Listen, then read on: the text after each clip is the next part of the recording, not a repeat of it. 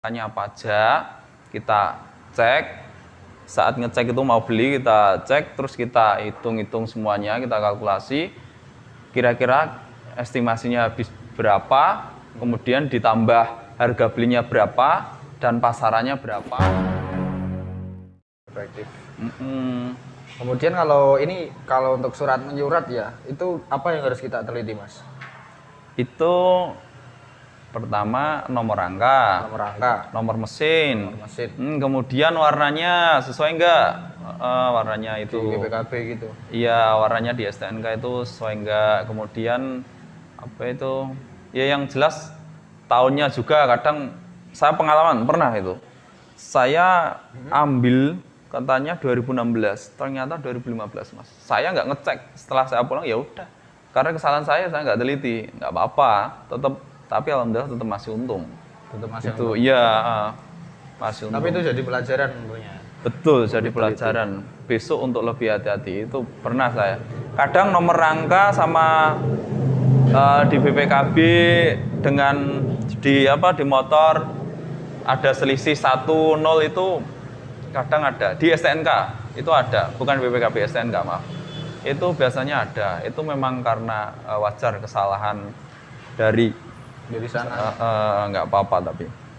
Kemudian kalau ini Mas, dari tadi kan untuk secara pengecekan udah berbagi untuk minimalisir estimasi waktu dan lain sebagainya tadi udah disampaikan. Kalau untuk di laba ya atau untungnya, per motor ini katakanlah kamu ambil segini, kemudian kamu jual segini, itu untungnya berapa?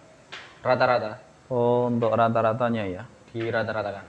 Ya kisaran 800-an Mas mungkin. Iya. Soalnya nggak pasti ya, motor kadang ada yang untung 600, kemudian ada yang 1 juta lebih. Itu kayak kemarin yang itu temenku itu karena habis kecelakaan itu aku untung 1 unit itu ya, baru itu yang paling banyak itu. Saya untung hampir 5 juta Mas. Hampir 5 juta? Iya, itu tapi saya betulin dulu. Maksudnya itu kebetulan punya orang memang orang punya ya.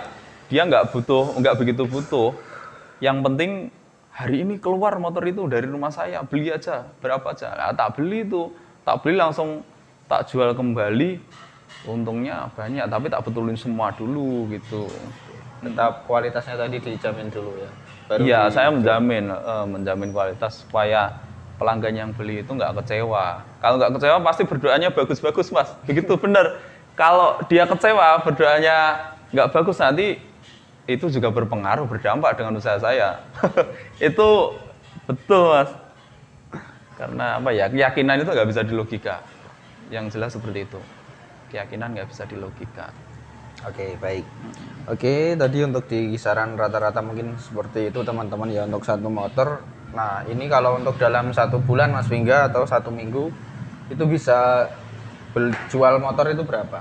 Itu nggak pasti ya Mas. Katakan kalau lagi bagus, kadang 1 hari pun bisa keluar, pernah saya 3 unit juga pernah.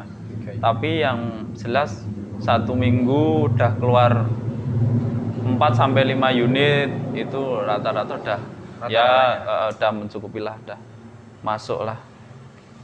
Oke teman-teman, di situ bisa dikalkulasikan sendiri untuk pendapatan segini dalam 1 minggu rata-rata keluar segini. Mungkin kalau untuk itu jadi bahan motivasi Anda, mungkin bisa kalian pikirkan ulang apakah mau menjadi pengusaha untuk di showroom seperti ini apa tidak, seperti itu teman-teman ya. Dan tips-tipsnya tadi udah dikasih Mas Vingga untuk mengetahui bagaimana kita harus tahu untuk di permesinan terlebih dahulu untuk otomotif sebagai dasarnya, baru kita berani terjun ke jual beli motor seperti itu ya Mas ya. Iya, betul sekali. Kalau dulu modal awal berapa Mas buka showroom kayak gini? Kalau ngomong modal itu gimana ya? Ya lumayan Mas, tapi yang jelas saya dulu itu nggak punya apa-apa. Maksudnya memang dari keluarga nggak mampu Mas. Orang nggak mampu? Iya, pernah tapi alami orang nggak mampu berarti? Nggak mampu Mas. Bahkan sangat miris Mas dulu itu. Bener, betul. Iya, itu. Tapi kan apa ya, kalau kita mau berusaha itu pasti bisa. Yang jelas gini, Gimana? Keseimbangan, Mas. Keseimbangan. Iya, kalau saya pribadi keseimbangan. Antara? Kita harus bekerja dan kita harus beribadah itu harus seimbang, Mas. Jadi analoginya gini ya. Kita minta pada Tuhan ya. Katakan kita minta pada Tuhan.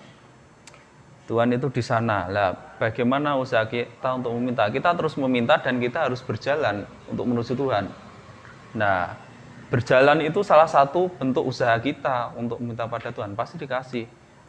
Nah, kalau kita nggak seimbang, katakan kita hanya meminta saja tanpa mau berusaha atau nggak mau berjalan, belum tentu Tuhan mengasih.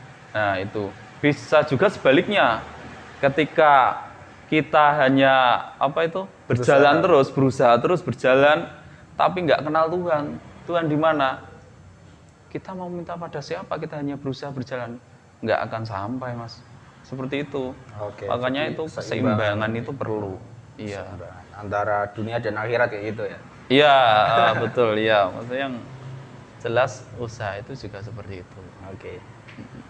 Oke, seperti itu teman-teman ya untuk di wirausaha, untuk di showroom dan juga bengkel dari awalnya dulu menjadi SMK ya di otomotif. Iya.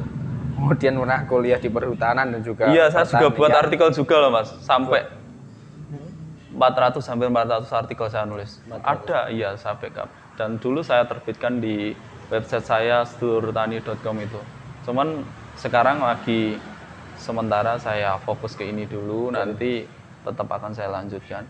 Sebenarnya banyak usaha yang ingin saya jalankan banyak, Mas. Banyak. Iya, cuman kan harus satu-satu dulu, harus difokuskan dulu supaya lebih optimal gitu, lebih maksimal hasilnya. Oke. Ya soalnya ya apa ya, memang udah wirausaha itu harus ya nekat lah, tapi harus perhitungannya harus tepat. Gitu. Tapi saya dengar-dengar ya Mas ya, di luar sana, di luar sini ya, itu bahkan showroom-showroom pun juga ambil motor itu dari sini juga. Ya. Sama-sama jual beli, tapi ambilnya itu dari sini kayak gitu. Iya itu, iya betul itu juga sering, Mas. Sering. Gimana Soalnya itu gini, ceritanya? karena gini Mas, kita itu memiliki standar harga sendiri-sendiri, feeling kita sendiri-sendiri. Katakan ya barang seperti motor Beat lah katakan, saya standar jualnya 9 juta katakan ya, 9 juta, tahun sekian 9 juta. Saya feelingnya 9 juta, dia showroom itu masih feeling jual dengan harga 10 juta. Ya itu diambil Mas, tetap diambil. Soalnya di sisi lain dia juga mengutamakan kreditnya. Kalau dia mengkreditkan dia dapatnya lebih banyak. Begitu. Iya, katakan ambil dari saya 9 juta, dia bisa jual 11 juta kalau dikreditkan. Dan belum dapat dari kreditannya itu. Itu. Oh iya.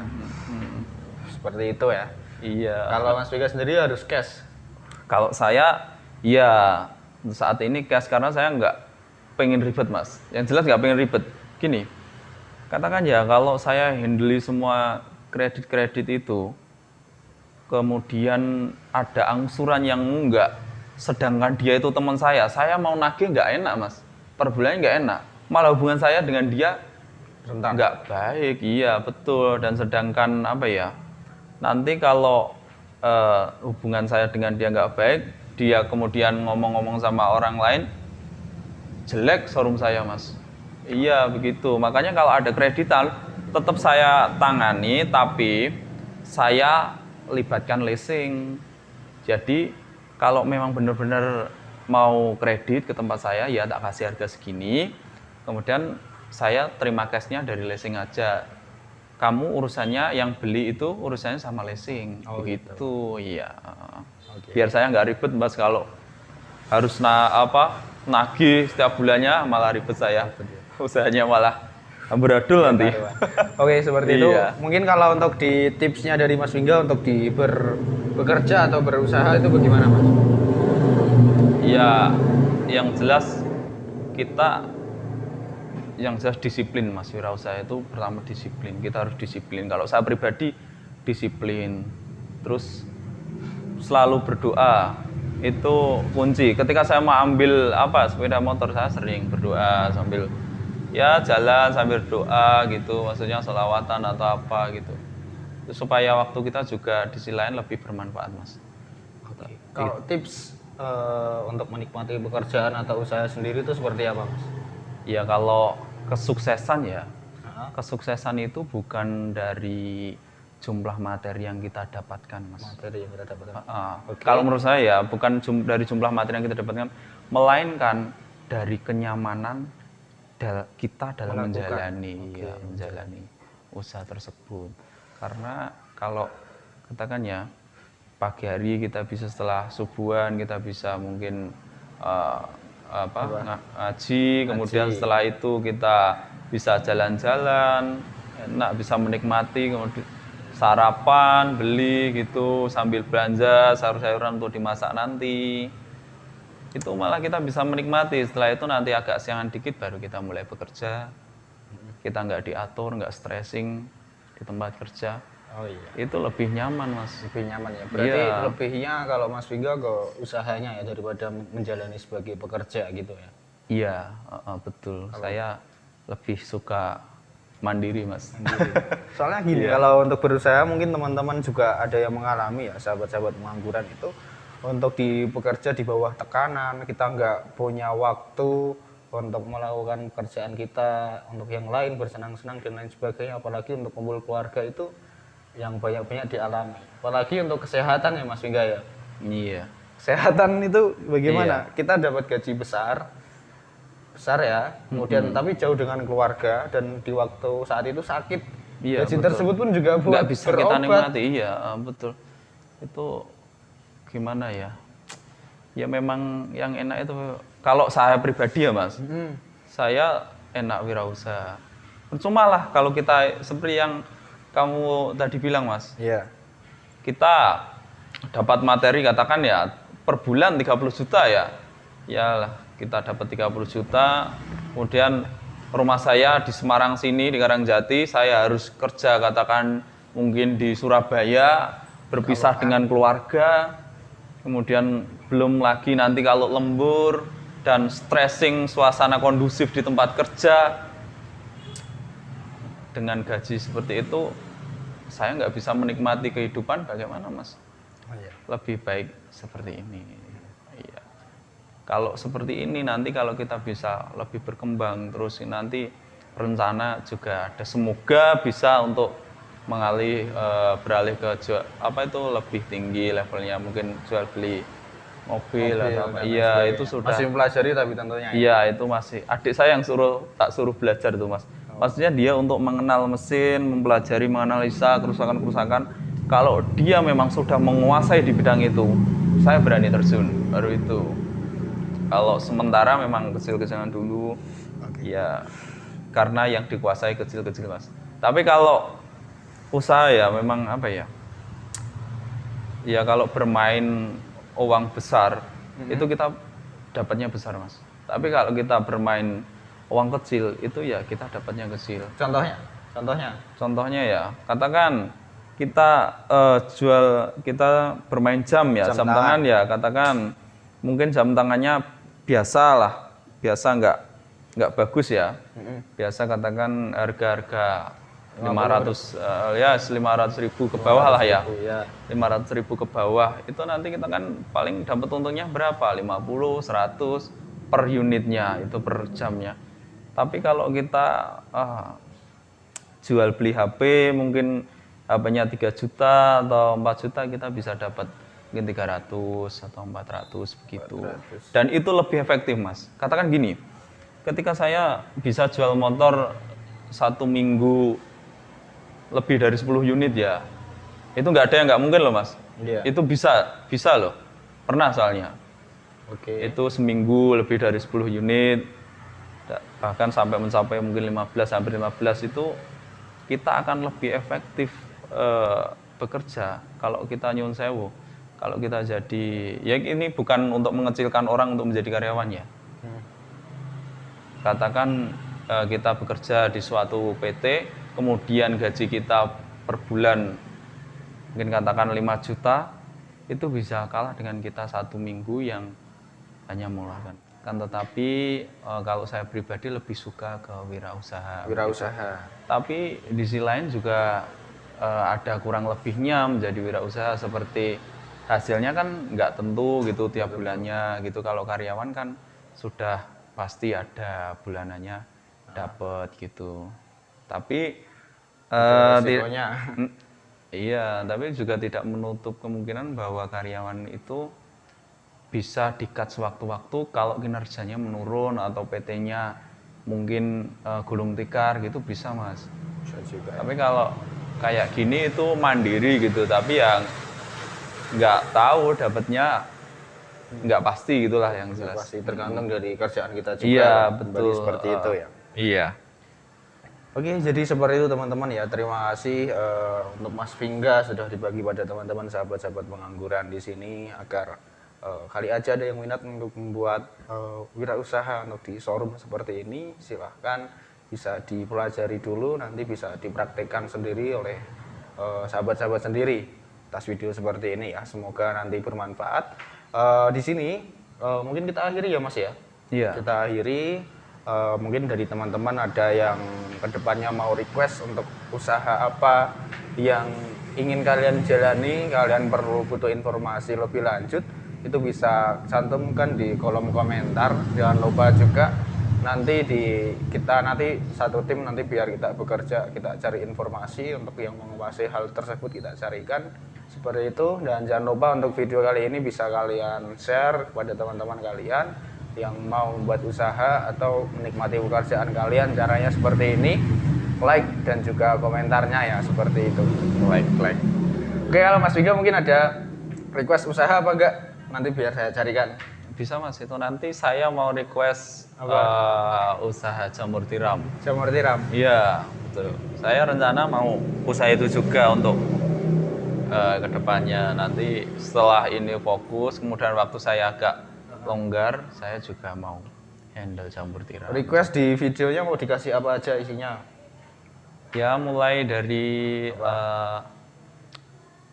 awalnya Mas, pembuatan mungkin dari media tanamnya, backgroundnya itu ya, teknik-tekniknya, kemudian bibitnya, sampai ke budidaya maupun pemasarannya. Oke. Meliputi itu. Biar kita lebih jelas. Selain itu lebih bagus lagi kalau kita bisa menganalisa pendapatannya. Katakanlah berapa backlog jamur itu nanti menjadi berapa, seperti itu kapasitas. Iya, kapasitas sekian, terjual sekian, bisa dapat untung sekian dengan waktu sekian gitu. Jadi kita bisa menganalisa usaha tersebut. Jadi seperti itu teman-teman ya. Kalau orang yang sudah mendalami atau sudah terjun ke wirausaha, itu gak ada puasnya mau jalani usaha ini dan lain sebagainya gitu ya Mas ya.